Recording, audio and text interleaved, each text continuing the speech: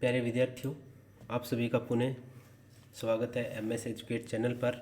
और हम कर रहे हैं कक्षा 8 का गणित विषय के अंदर जो अध्याय 3 है चतुर्भुजों को समझना। तो उसके अंदर हम आज एक टॉपिक लेते हैं कि चतुर्भुज क्या है, उसके प्रकारों का वर्णन हम देखते हैं कि चतुर्भुज कितने प्रकार के हैं। तो आज का हम टॉपिक स्टार्ट करते हैं। सबसे पहले चतुर्भुज। तो यहाँ हम देखते हैं कि हमने कुछ परिभाषाएं वगैरह इसका वर्णन किया है कि चतुर्भुज किसे कहेंगे। तो चतुर्भुज एक बंद आकार का बहुभुज है जो चार ऐसे रेखीय बिंदु, यानी जो एक ही रेखा पर चार बिंदु नहीं स्थित हो, उनको आपस में मिलाने से जो आकृति बनती है उसको चतुर्भुज कहा गया है। जैसे ये चार बिंदु है तो इसको हम मिला दिया, तो मिलाने के बाद जो आकृति बनी उसको क्या नाम दिया है हमने, चतुर्भुज। और ये एक बंद आकार है, बंद आकृति है। या हम ये कह सकते हैं कि मुख्य आकृति परिभाषा यहाँ से हम भी लिख सकते हैं कि चार भुजाओं से घिरी बंद आकृति को चतुर्भुज कहते हैं। तो मुख्य परिभाषा आप इतनी याद रख सकते हो कि चार भुजाओं से घिरी बंद आकृति को चतुर्भुज कहते हैं। इसमें चार भुजाएं होती है, ठीक है। अब हम चतुर्भुज की विशेषताएं देखते हैं कि इसमें क्या क्या विशेषताएं होती है। इसमें सबसे पहले तो भुजाएं कितनी होती है, चार होती है। तो ये हमने पॉइंट नंबर लिखा है कि इसमें चार भुजाएं होती है। इसमें शीर्ष भी कितने होते हैं, ये शीर्ष है 1 2 3 4, तो इसमें शीर्ष भी कितने होते हैं, चार होते हैं। और ये इसके कोण है 1 2 3 4, तो इसमें कोण भी कितने होते हैं, चार कोण होते हैं। तो चतुर्भुज में चार भुजाएं, चार शीर्ष और चार कोण होते हैं। अब कोण जो है वो अभ्यंतर के अंदर होंगे, उन्हें तो कहेंगे अंतः कोण। और जो बाहर की तरफ होंगे वो भी कितने होंगे, चार कोण होंगे। वो भी कितने कोण होंगे, चार कोण होंगे। ये वाले, ये हमने बाहर की तरफ बनाए हैं, तो इन्हें कहेंगे बहिष्कोण। तो ये जो बाह्य कोण है या बहिष्कोण है ये भी चार होंगे। तो चार जो चतुर्भुज होता है उनके चारों अंतः कोणों का योग भी कितना होता है, 360 डिग्री होता है। और 2 नंबर विशेषता हमने लिखी है कि चारों बहिष्कोणों का योग भी कितना होता है, 360 डिग्री। तो यहाँ ये दोनों पॉइंट एकदम इक्वल है। एकमात्र ऐसा चतुर्भुज है जिसके बहिष्कोण और अंतः कोण दोनों का योग है वो समान होता है 360 डिग्री। बाकी हम अगर त्रिभुज की बात करें तो त्रिभुज में अंतः कोणों का योग 180 होता है और बहिष्कोणों का योग 360 होता है। इसी प्रकार यदि पंचभुज की बात करें तो उसका अंतः कोणों का योग 540 होता है और बहिष्कोणों का योग, बहिष्कोण तो सभी का योग 360 होता है, वो हमने बहुभुज में पढ़ लिया है, उसके पहले वाले वीडियो में हमने देख लिया है। तो त्रिभुज के अंतः कोणों का योग 180 540, तो ये अलग अलग होता है। और एकमात्र ऐसा चतुर्भुज ये बहुभुज है, चतुर्भुज जिसके अंतः कोण और बाह्य कोणों का योग है वो इक्वल होता है, 360 डिग्री होता है। इसका मान चार समकोण, अब 360 को हमने विभाजन किया है कि इसका मान है वो चार समकोण। चार समकोण का मतलब चार गुणा समकोण कितने डिग्री का होता है, 90 डिग्री का। और चार गुणा 90 को कितने कहेंगे, 360। तो इसको हम कई बार ऑप्शन में आ जाता है 360 नहीं लिखा हुआ होता, इससे डायरेक्ट लिख दिया चार समकोण। तो चार समकोण का मतलब भी कितना होता है, आपको ध्यान रखना है, ये 360 डिग्री होता है के बराबर होता है। या कई बार डिग्री मैंने देखे रेडियन में इसका मान दिया हुआ होता है, तो रेडियन में इसका मान कितना होता है, 2 पाई। पाई का मतलब होता है 180 डिग्री। एक पाई रेडियन का मतलब कितना हो गया, 180 डिग्री। तो 2 पाई का मतलब कितना हो गया, 360 डिग्री। तो 2 गुणा 180 यानी 360 डिग्री। तो एक पाई का मतलब होता है 180 डिग्री। एक पाई रेडियन का मतलब कितना हुआ, 180 डिग्री। तो 2 पाई रेडियन का मतलब हुआ 360 डिग्री। तो कई बार इसमें मान है वो रेडियन में भी आ जाता है। तो ये है चतुर्भुज का एक सामान्य परिचय। परिभाषा देखेंगे तो आपको ये ध्यान रखनी है कि चार भुजाओं से घिरी बंद आकृति, चार भुजाओं से घिरी बंद आकृति है वो चतुर्भुज कहलाती है। अब चतुर्भुज की विशेषताओं में इसमें चार भुजाएं होती है, चार शीर्ष होते हैं, चार कोण होते हैं। अब चार कोण अंतः भी होते हैं और चार बाह्य कोण भी होते हैं। अंतः कोणों का योग 360 होता है, बहिष्कोणों का योग मान भी 360 होता है। तो ये था। अब उसके बाद हम देखते हैं नेक्स्ट कि चतुर्भुज के अंदर जैसे बहुभुज में हमने देखा था अवतल और उत्तल बहुभुज, इसी प्रकार चतुर्भुज में भी यही आता है, अवतल चतुर्भुज और उत्तल चतुर्भुज। तो जैसा हमने उस बहुभुज में देखा था, तो उसी बहुभुज की जगह हम क्या नाम लिख देंगे, चतुर्भुज। तो अवतल चतुर्भुज में एक आंतरिक कोण का मान है वो 180 डिग्री से बड़ा होता है। अवतल में क्या होता है, आंतरिक कोण का एक कोण का मान बिल्कुल 180 डिग्री से बड़ा होगा, तो उसे क्या कहेंगे, हम अवतल चतुर्भुज कहेंगे। यदि कम से कम एक, या हम ये भी कह सकते हैं कि कम से कम एक विकिरण क्या होता है वो भी हमने यहाँ पर बता दी, शीर्षों को जोड़ने वाला रेखाखंड विकिरण होता है। तो ये एक विकिरण है वो आंतरिक क्षेत्र का हिस्सा नहीं होता, या हम ये कह सकते हैं एक विकिरण बाह्य भाग में स्थित होता है, बाह्य भाग में स्थित होता है, तो उसे क्या कहेंगे, अवतल चतुर्भुज। कैसे, चलो उससे पहले हम उत्तल चतुर्भुज और पढ़ते हैं। उत्तल चतुर्भुज क्या होता है कि प्रत्येक आंतरिक कोण, उत्तल चतुर्भुज के अंदर सभी, प्रत्येक का मतलब हो गया सभी आंतरिक कोण है वो कितने डिग्री के होते हैं, 180 डिग्री से कम के होते हैं। इसमें एक भी का मान भी 180 से अधिक नहीं होता, तो ये 180 से कम के होते हैं। एक चतुर्भुज उत्तल होता है यदि दोनों विकिरण, क्योंकि चतुर्भुज में विकिरण कितने होते हैं, चतुर्भुज में आपको ध्यान रखनी है विकिरणों की संख्या कितनी होती है, 2 होती है। ये भी आप एक उस विशेषता में डाल दे सकते हैं कि चतुर्भुज में विकिरण कितने होते हैं, 2 होते हैं। तो ये दोनों विकिरण है वो चतुर्भुज के आंतरिक क्षेत्र में स्थित होते हैं, वो चतुर्भुज क्या कहलाएगा, उत्तल। जैसे मान लीजिए हमने कुछ चतुर्भुज बनाए, इसमें कितनी भुजाएं हैं, 4 भुजाएं, ये भी चतुर्भुज है। अब एक चतुर्भुज इस प्रकार से भी बना ले हम, इसमें भी 4 भुजाएं हैं, है तो चतुर्भुज। एक चतुर्भुज इस प्रकार से बना ले हम, ये भी चतुर्भुज है। तो यहाँ हम बात करें तो ये विकिरण है, दोनों विकिरण अंदर की तरफ होते हैं, अंदर है, तो ये क्या हुआ, उत्तल चतुर्भुज। ये क्या हुआ, उत्तल चतुर्भुज। इसी प्रकार इसके अंदर अगर विकिरण की बात करें तो शीर्षों को मिलाने वाली रेखा होती है, तो ये शीर्षों की मिलाने वाली रेखा ये हो गई। तो ये जो विकिरण है वो बाहर की तरफ है, और बाहर है तो इसका नाम हमने दे दिया अवतल चतुर्भुज। अब यदि हम इसकी बात करें तीसरी आकृति की, तो इसमें भी विकिरण अंदर की तरफ है, तो ये भी क्या कहलाएगा, उत्तल चतुर्भुज कहलाएगा। यहाँ हम कोण की भी बात करें तो ये देखो, ये कोण 180 डिग्री से कम है, तो ये चारों कोण 180 से कम है। इसमें भी बात करें तो यहाँ भी हम देखेंगे कि 180 से कम है। लेकिन यहाँ यदि हम बात करें तो ये 180 से कम है, ये 180 से कम है, ये 180 कम है। लेकिन ये जो कोण है, क्योंकि 180 डिग्री क्या होता है, सल रेखा में कोण होता है, और सल रेखा से बड़ा जब कोण होता है तो ये जो कोण है वो 180 डिग्री से अधिक का होता है। ये क्या है, 180 डिग्री से अधिक का कोण है। तो इसमें हमने ये भी कहा था कि एक आंतरिक कोण 180 डिग्री से बड़ा होता है। अब यहाँ आप ये भी ध्यान रख रहे हैं कि जैसे मान लीजिए मैं ये इस आकृति को इस प्रकार से बनाऊं,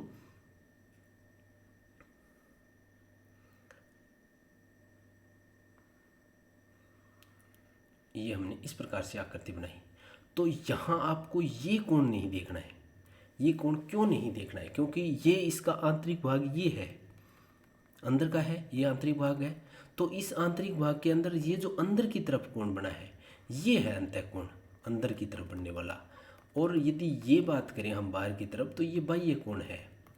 ये कौन सा कोण है, बाह्य कोण। हम बात कर रहे हैं आंतरिक कोण की, तो आंतरिक कोण है वो ये 180 डिग्री से अधिक है, इसलिए इसको अवतल चतुर्भुज कहा गया है। इसलिए इसको क्या नाम दिया है, अवतल। और दूसरा हम विकिरण से भी पहचान कर सकते हैं, तो ये विकिरण क्या है, बाहर की तरफ है, बाहर की तरफ है, तो उसको हम क्या नाम देंगे, अवतल चतुर्भुज।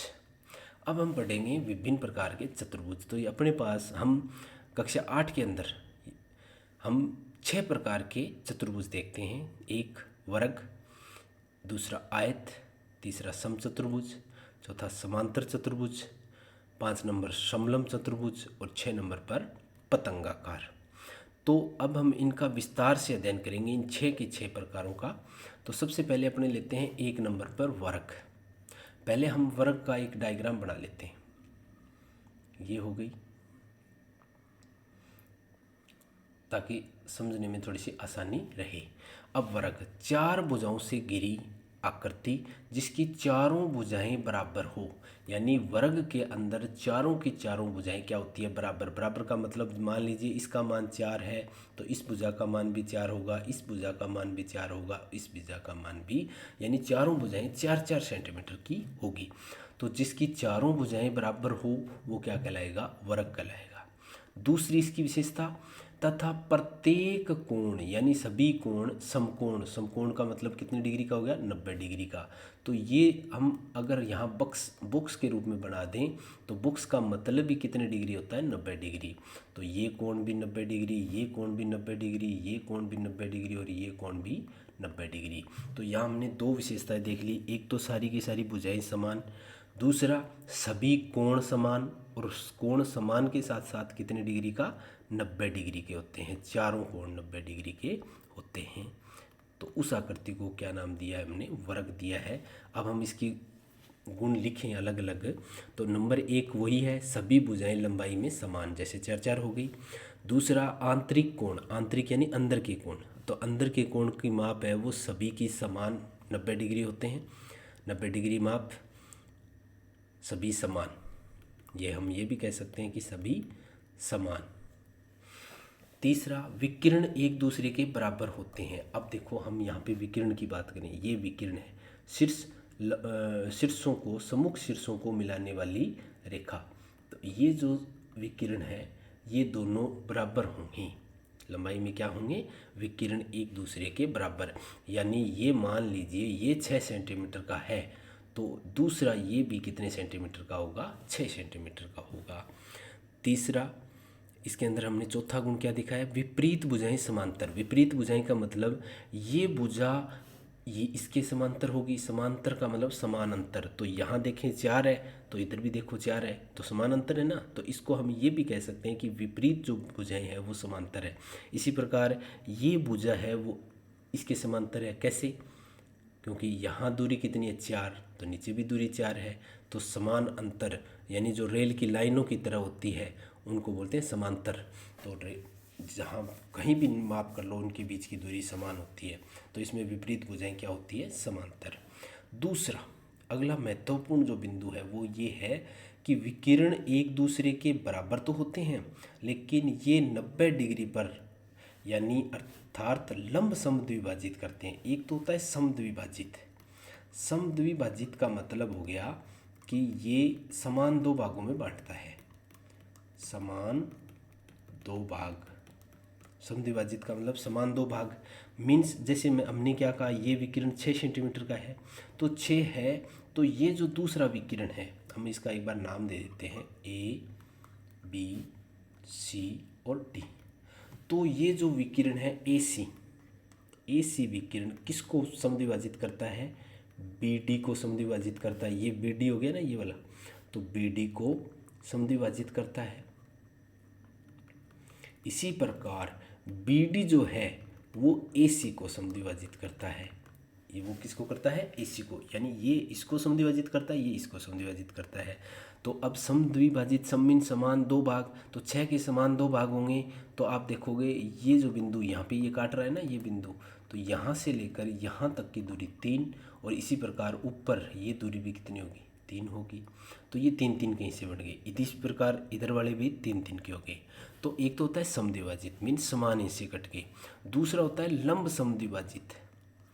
लंब समद्विभाजित मीन्स ये लंब समद्विभाजित तो है ही, समान है, लेकिन 90 डिग्री पर काटते हैं, 90 डिग्री पर काटते हैं और कोण है समान दो भाग में। मीन्स यहाँ जो कोण बनेगा वो 90 डिग्री का बनेगा। ये दोनों, ये जो विकिरण एक दूसरे को काट रहे हैं तो इसके चारों तरफ ये कोण बनेंगे, ये कितने कितने डिग्री के बनेंगे, 90-90 डिग्री के। तो उसको बोलते हैं लंब समद्विभाजित। तो ये होता है वर्ग की विशेषता। दूसरा अब हम देखते हैं आयत। तो आयत का हम यहाँ एक डायग्राम बना लेते हैं। सिर्फ थोड़ा सा अंतर है आयत और वर्ग में, वो क्या है कि मान लीजिए यदि चारों भुजाएं बराबर हो तब तो हो गया वर्ग। चार भुजाओं से घिरी हुई आकृति जिसमें आमने सामने की भुजाएं बराबर हो। आमने सामने की भुजाएं का बराबर का मतलब हो गया ये भुजा 4 तो ये भी 4, इधर वाली 3 तो इसके सामने वाली 3, तो ये 4 ये 3, तो इसका नामकरण भी दे देते हैं ए बी सी और डी। तो आमने सामने की भुजाएं समानांतर और बराबर होती है। समानांतर और बराबर, समानांतर का मतलब इनके बीच की दूरी समान होगी, जैसे रेल की पट्टी अभी हमने लाइनें बताई थी। तथा प्रत्येक कोण समकोण, इसमें भी क्या होते हैं, सभी कोण समकोण। ये 90 डिग्री के होते हैं, ये भी 90 डिग्री का होगा, ये भी 90 डिग्री का होगा और ये भी 90 डिग्री का होगा। सारे के सारे कोण हैं वो समकोण होंगे। वर्ग में भी क्या था, चारों कोण समकोण था, लेकिन चारों भुजाएं समान थी, ये थी। अब हम कह सकते, यहाँ एक चीज़ और पढ़ेंगे, हम वर्ग को एक प्रकार से आयत कह सकते हैं। वर्ग है वो एक आयत है, मान लीजिए, क्योंकि आयत में हम क्या पढ़ रहे हैं, आमने सामने की भुजाएं बराबर होती है, तो वर्ग में तो चारों ही बराबर होती है, तो आमने सामने की तो होगी, तो वर्ग एक प्रकार से आयत है। वर्ग क्या है, एक प्रकार से आयत है। अब देखो, अब इसके गुण देखते हैं हम। समांतर भुजाओं के दो युग्म, यानी इसमें दो युग्म होते हैं और दोनों युग्म आपस में समांतर होते हैं, जैसे ए बी। अब हम इसमें यह लिख सकते हैं ए बी समांतर है सी डी के, इसी प्रकार ए डी समांतर है बी सी के। ये हो गया, दो युग्म हो गए ना। ये भुजा, ये वाली भुजा थी वो इसके समांतर है और ये वाली भुजा है वो इसके समांतर है। दूसरा, चारों कोण समकोण अर्थात 90 डिग्री का, ये भी हमने पढ़ लिया। तीसरा, विपरीत भुजाएं समान लंबाई की होती हैं। विपरीत यानी ए बी है वो 4 है तो डी सी भी 4 होगी। विपरीत भुजाएं एक दूसरे के समान। चौथा पॉइंट, आयत के विकिरण समान होते हैं, यानी ये विकिरण ये क्या होंगे, समान होंगे, परंतु एक दूसरे पर लंबवत नहीं होते। ये मेन बिंदु आ गया, आयत में ये लंबवत नहीं होते, यानी यहाँ जो कोण है वो 90 डिग्री का नहीं बनता। मीन्स दो विकिरण एक दूसरे को समद्विभाजित करते हैं। अब ये पॉइंट जरूरी हो गया। अब समद्विभाजित तो करते हैं परंतु लंब समद्विभाजित नहीं करते। ये लंबवत नहीं है का मतलब ये इसमें लंब समद्विभाजित नहीं होता, ये लंब समद्विभाजित नहीं होता आयत के अंदर, वो केवल वर्ग में होता है, आयत में ये लंब समद्विभाजित नहीं होता। तो ये था आयत की विशेषताएं। उसके बाद नेक्स्ट करते हैं समचतुर्भुज। अब सम मीन समान, चतुर मीन चार, भुज मीन भुजा। तो एक ऐसा चतुर्भुज जिसकी चारों भुजाएं समान हो, जिसकी चारों भुजाएं क्या हो, समान हो, समचतुर्भुज कहलाता है। इसकी आकृति में इस प्रकार से बनाना चाहूँगा और अंतर भी बताऊंगा। ये है सम समान, चारों भुजाएं समान, जैसे ये भुजा 4, ये भुजा भी 4, ये भुजा भी 4 और ये भुजा भी 4, तो चारों भुजाएं समान है। अब आप ये कहोगे कि वर्ग में भी चारों भुजाएं क्या थी, वर्ग में भी चारों भुजाएं समान थी, चारों भुजाएं क्या थी, समान थी। तो फिर इसमें समचतुर्भुज में और वर्ग में क्या अंतर रहा, तो मेन अंतर ये आएगा। अब हमें देखेंगे इसमें समचतुर्भुज की सभी भुजाएं समान लंबाई की होती है। समांतर चतुर्भुज में इसके आसन कोणों का योग 180 डिग्री के बराबर होता है। तो ये हम देखेंगे कि इसमें अंतर क्या रहेगा। वो अंतर ये रहेगा कि वर्ग में जो कोण है वो 90 डिग्री के होते हैं, सभी के सभी 90 डिग्री के होते हैं, लेकिन यहाँ हम बॉक्स ने बनाकर इस प्रकार से दर्शाएंगे। मीन्स इसके जो कोण है वो 90 के अलावा होते हैं। समचतुर्भुज में 90 डिग्री के अलावा, यानी कम भी हो सकते हैं और ज़्यादा भी हो सकते हैं। यदि ये कोण 90 डिग्री के कर देंगे तो ये क्या कहलाएगा, फिर वर्ग कहलाएगा। लेकिन 90 के अलावा यदि हो तो हम ये क्या कहेंगे, वो समचतुर्भुज है। सिर्फ इतना ही अंतर है वर्ग और समचतुर्भुज में। तो ये रहा अंतर, इसमें 90 डिग्री के अलावा होते हैं और वर्ग में 90 डिग्री के होते हैं। अब हम इसकी विशेषता देखते हैं। नंबर 1, चारों भुजाओं की लंबाई बराबर होती है, तो ये हमने बता दिया 4 विपरीत कोण बराबर, विपरीत कोण या हम ये कह सकते हैं कि सम्मुख कोण, सम्मुख कोण यानी आमने सामने के कोण, आमने सामने के कोण। जैसे मान लीजिए ये 82 डिग्री है, तो इसके सामने वाला ये कोण भी कितने का होगा, 82 का होगा। अब ये तो हो गया सम्मुख कोण बराबर। इसी प्रकार दूसरा हम एक और देखते हैं, ये लास्ट वाला बिंदु पहले लेते हैं। इसके आसन कोणों का योग 180 डिग्री होता है। आसन यानी एक भुजा के जो दोनों तरफ जो कोण बने हैं उनका योग 180। तो अब देखो इसका योग और इसका योग, इनका योग 180 होगा, तो ये हम करें 98। इसका कोण मान कितना हो गया, 98। तो इसके सामने वाले का भी कितना होगा, सम्मुख कोण बराबर होता है, तो ये भी 98। तो अब हम इन दोनों का योग यदि हम करके देखें तो ये कितने का हो रहा है, 180। इसी प्रकार इन दोनों का योग भी करके देखें तो भी क्या होगा, 180। इसी प्रकार इन दोनों का योग भी करके देखें तो भी मान कितना आ रहा है, 180। इसी प्रकार इनका भी योग करके देखें तो भी मान कितना आएगा, 180। यानी आसन कोणों का योग है वो 180 होता है और आमने सामने के कोण है वो बराबर होते हैं। किसमें, समचतुर्भुज में। अब दोबारा हम बनाते हैं इसको, समचतुर्भुज को।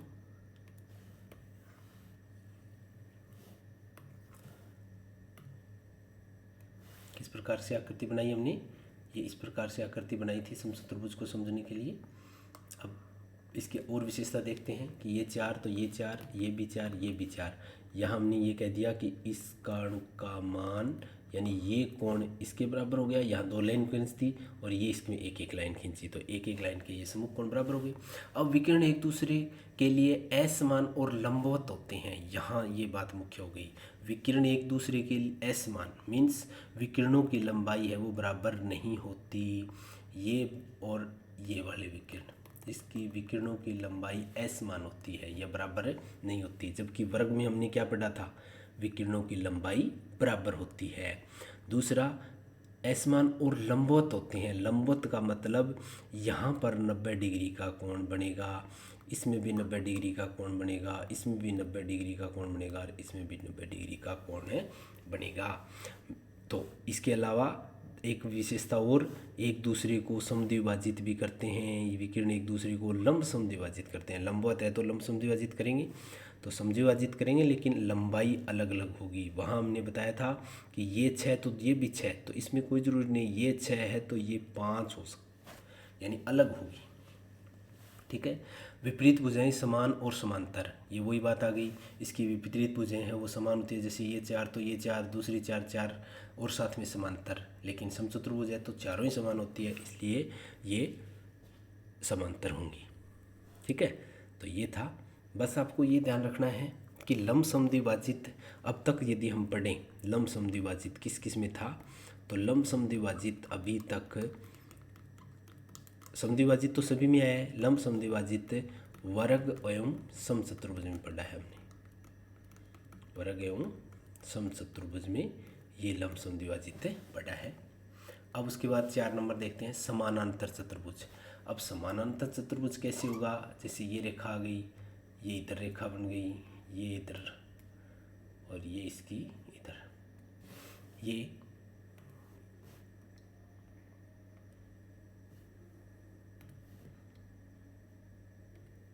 इसकी आकृति बना लेते हैं पहले। ये हो गई, ये समचतुर्भुज हो गया, समानांतर चतुर्भुज। तो जिस चतुर्भुज के आमने सामने की भुजाएं समान हो, जैसे आयत में था, आयत में क्या था, आमने सामने की भुजाएं बराबर थी, सम्मुख भुजाएं बराबर थी इसमें, और इसमें भी क्या होती हैं, सम्मुख भुजाएं बराबर। तो ये 3 है तो ये भी 3, ये 4 है तो ये भी 4, समांतर हो, समानांतर चतुर्भुज कहलाता है। समांतर चतुर्भुज में इसके आसन कोणों का योग 180 डिग्री के बराबर होता है। आसन कोण कौन से बताए थे मैंने, जैसे इस कोण का मान और इस कोण का मान कितना होता है, 180 डिग्री, यानी एक भुजा के दोनों तरफ बनने वाले कोण, तो उनका योग 180 होता है। अब हम आयत और समांतर चतुर्भुज में अंतर क्या है, वही अंतर जैसे समचतुर्भुज और वर्ग में था, यानी इसमें 90 डिग्री के अलावा कोण बनेगा और आयत में क्या होंगे, कोण 90 डिग्री के होंगे।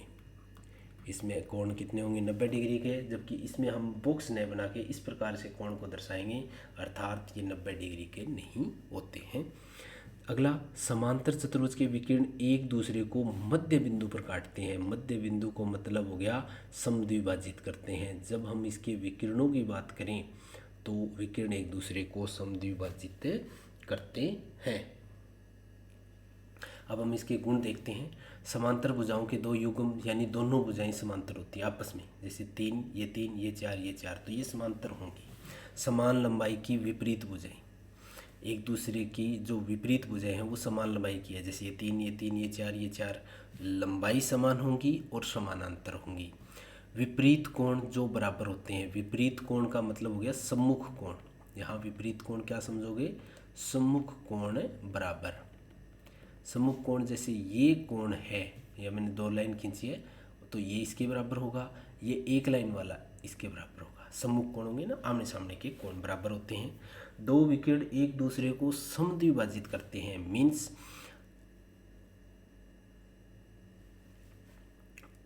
इससे पहले आप ये भी देखो कि विकिरण जो है वो असमान होते हैं। इसमें विकिरण असमान होते हैं।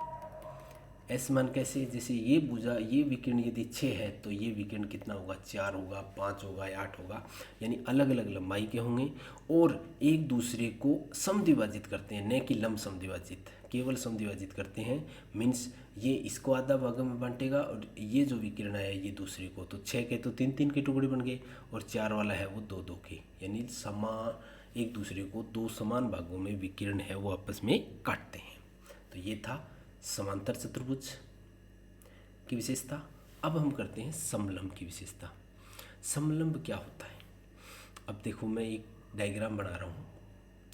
ये 2 भुजाएं समांतर है और ये है लंब। एक भुजा क्या हो गई, लंब हो गई, और एक जो है वो लंब, एक छोटी है एक बड़ी भुजा है। तो ये दोनों भुजा क्या थी, समांतर थी, यानी ए बी और ये हो गया सी और D, A B D C है वो समांतर है। तो अब देखो सम मीन्स समान, लंब मीन लंब, सम मीन्स यहाँ समांतर लेंगे। तो इसको एक बार पढ़ते हैं। एक ऐसा चतुर्भुज जिसकी भुजाओं का एक युग्म समांतर, एक युग्म, दोनों नहीं, दोनों युग्म अगर समांतर होंगे तो हम क्या कहेंगे, उसको समानांतर चतुर्भुज कहेंगे। लेकिन यहाँ एक युग्म समांतर हो तो उसको क्या नाम देंगे, समलंब चतुर्भुज कहलाता है। समलंब में आसन कोणों के 4 युग्मों में से, आसन कोण के 4 युग्म कौन कौन से होते हैं, जैसे ये कोण और सी कोण और डी कोण, डी कोण और ए कोण, ए और बी कोण और बी और सी कोण। तो ऐसे हो गए ना, 4 युग्म हो गए। तो इन 4 युग्मों में 2 युग्म पूरक होते हैं। पूरक का मतलब होता है 90 डिग्री के होते हैं। तो 2 कोण 90 डिग्री, ये देखो मैंने यहाँ पे बॉक्स बनाए हैं, तो ये कोण भी 90 डिग्री का और ये कोण भी 90 डिग्री का। तो ये देखो 2 युग्म हो गए ना 90 के। पूरक का मतलब होता है 90, और एक शब्द आता है संपूरक। ये क्या होता है, संपूरक। तो संपूरक का मतलब होता है 180 डिग्री। संपूरक का मतलब क्या होता है, 180 डिग्री, और पूरक का मतलब होता है 90 डिग्री। तो इसके 2 युग्म है वो 90 डिग्री के होते हैं। तो ये देखो 90 के बनाए, और एक युग्म जो भुजाओं का एक युग्म है वो समांतर होता है। जैसे समांतर में इसमें कौन कौन सी है, जो हमने डायग्राम बनाया, डी सी समांतर है किसके, ए बी के। तो ये समांतर हो गया एक युग्म। तो जो भुजाएं एक दूसरे को समानांतर होती है उन्हें आधार कहते हैं। तो ये जो डी सी आधार कौन सी होगी, अब मैं यहाँ नाम दे रहा हूँ। तो डी सी व ए बी ये समांतर है, तो ये भुजा क्या कहलाएगी, आधार कहलाएगी। और जो भुजाएं एक दूसरे के समांतर नहीं होती उन्हें पाद कहते हैं। तो ए डी और बी सी ये क्या कहलाएगी, पाद कहलाएगी। इसके पैर होते हैं पाद, और वो इसका आधार होता है। जो समांतर होती है वो क्या होती है, आधार होती है, ये पाद होती हैं। तो समलंब के कुछ गुण हम देखें तो विपरीत भुजाओं का एक युग्म समांतर होता है, तो डी सी हमने ये बता दिया। अभी जो डायग्राम है, ए बी समानांतर डी सी, ये हो गया एक युग्म समांतर। दूसरा, आसन कोणों के 2 युग्मों का योग 180 डिग्री। तो इनके आसन कोणों का 2 युग्म अलग अलग, यहाँ देखो 2 युग्म का नाम दिया है, तो हम ये कहेंगे आसन कोण ए और डी, ए प्लस डी बराबर 180 डिग्री। इसी प्रकार बी प्लस सी भी 180 डिग्री। लेकिन ये कोई ज़रूरी नहीं है कि सी प्लस डी बराबर 180 डिग्री हो, ये कोई ज़रूरी नहीं है, ये नहीं हो सकता। दो दो युग्म यानी एक युग्म ये हो गया, एक युग्म ये हो गया, ये 180 के होते हैं। तो ये था समलंब चतुर्भुज। सम मीन समांतर यानी एक युग्म समांतर, लंब एक भुजा यानी AD या लंब हो गई जिसमें दोनों तरफ 90 डिग्री के कोण बन गए, तो इसको बोलते हैं समलंब चतुर्भुज। अब आता है पतंगाकार। पतंगाकार चतुर्भुज कैसे होता है, अब मैं यहाँ एक डायग्राम बनाता हूँ। ये लीजिए, जैसे हमारी पतंग होती है, ये उस प्रकार का डायग्राम है। अब इसकी विशेषताएं पढ़ते हैं कि पतंगाकार में आसन भुजाएं। अब देखो आसन भुजाएं यानी पास पास वाली भुजाएं, यानी ये भुजा और ये भुजा, ये भुजा और ये भुजा आसन हो गई। तो ये आसन भुजाओं का एक युग्म हो गया, ये दूसरा युग्म हो गया, ये भुजा और ये भुजा। तो आसन भुजाओं के दो युग्म बराबर लंबाई के होते हैं। तो ये तो इसकी लंबाई यानी इसको नाम दें हम ABCD। तो A बराबर BC, दो युग्म कैसे होंगे, AB बराबर BC, और दूसरा क्या होगी CD बराबर AD। तो दो युग्म हो गए ना, तो ये बराबर लंबाई के होते हैं। अर्थात एक विकिरण चतुर्भुज को दो सर्वांग समत्रिभुजों में एक विकिरण, ये लो केवल एक, इस विकिरण की यदि हम बात करें तो इस विकिरण इसको समान दो भागों में बांट रहा है। इस पतंग को क्या भाग रहा है, ये भाग और ये भाग दोनों एक दूसरे के ऊपर यदि हम रखें तो सर्वांग सम होते हैं। सर्वांग सम, सर्व मीन सभी अंग समान, यानी इसके सभी अंग समान होंगे, एक दूसरे के ऊपर ढक लेगा। जैसे अपने हाथ होते हैं, एक दूसरे के ऊपर यदि हम हाथों को रखें तो क्या होता है, हमें ऐसा लग रहा है कि एक ही आता है। तो इसी प्रकार यदि हम इसको एक दूसरे को मोड़ें तो हमें ये इस प्रकार की आकृति दिखाई देगी। बीच से यदि हम मोड़ें तो ये दिखाएगी, दूसरी इसके पीछे आ जाएगी क्योंकि सभी अंग समान है। और यदि हम इस प्रकार से मोड़ें AC से तो क्या होंगे, नहीं मुड़ेंगे। तो इसमें यही लिखा है, एक विकिरण है वो चतुर्भुज को दो सर्वांग सम में बांटता है। अगला, इसलिए समान भुजाओं के दो युग्मों के बीच के कोण बराबर होते हैं। अब देखो, जो समान भुजाएं हैं जैसे AB और AC बराबर है, तो ये जो कोण है, ये कोण और ये कोण क्या होते हैं, बराबर होते हैं। और दोनों विकिरण एक दूसरे के लंबवत होते हैं। अब दूसरा विकिरण ये हो गया, अब दोनों विकिरण ये लंबवत होते हैं। लंबवत का मतलब यहाँ 90 डिग्री का कोण बनता है, सभी में 90 डिग्री का कोण बनता है। पतंग में आसन भुजाओं के दो जोड़े समान लंबाई के होते हैं। पतंग को इसके आकार के कारण डॉट या एरो हेड भी कहते हैं, तो इसका नाम है एरो हेड या डॉट। अब इसके अलावा विकिरण, इसके अलावा अगर हम बात करें तो आसन भुजाओं के दो युग्म बराबर, ये हमने बता दिए। AB ऊपर लिख दिया, जैसे AB बराबर BC, और दूसरा क्या लिखा, CD बराबर AD, ये था युग्म। दूसरा, विकिरण एक दूसरे को लंबवत होते हैं, तो यहाँ हमने लंबवत बता दिया। तीसरा, इसकी विशेषता ये होती है कि एक विकिरण दूसरे को समद्विभाजित करता है, दोनों नहीं करते हैं, एक विकिरण है वो दूसरे को समद्विभाजित करते हैं, करता है।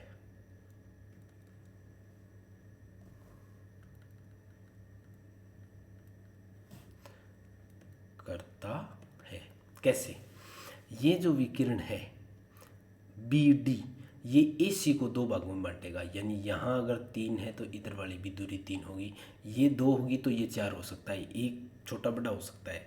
तो विकिरण एक है वो दूसरे को समद्विभाजित करते हैं। अगर कोई ये पूछे 4 नंबर विशेषता कि विकिरण समान होते हैं असमान, तो हम कहेंगे विकिरण असमान होते हैं। विकिरण क्या होते हैं, असमान। तो ये हो गया अपने पतंग की विशेषता। तो ये था अपने पास टॉपिक जिसमें चतुर्भुज और चतुर्भुज के प्रकारों को हमने समझा।